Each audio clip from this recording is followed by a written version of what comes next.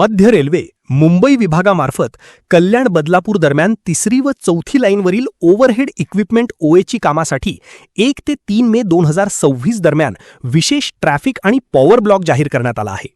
या ब्लॉकमुळे मध्यरात्रीच्या वेळेत काही लोकल गाड्यांच्या सेवेत बदल होण्याची शक्यता असून रेल्वे प्रशासनाकडून आवश्यक तांत्रिक कामे पूर्ण केली जाणार आहेत। 1 ते 2 मेच्या मध्यरात्री 1:40 ते 3:40 या वेळेत कल्याण ते अंबरनाथ दरम्यान ब्लॉक घेण्यात येणार असून त्यानंतर 2 ते 3 मेच्या मध्यरात्री 1:30 ते 3:30 या वेळेत अंबरनाथ ते बदलापूर दरम्यान काम केले जाईल।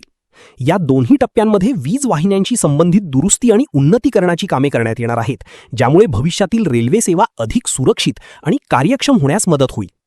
या पार्श्वभूमीवर प्रवाशांना बदललेल्या वेळापत्रकाची माहिती घेऊनच प्रवासाचे नियोजन करण्याचा सल्ला देण्यात आला आहे।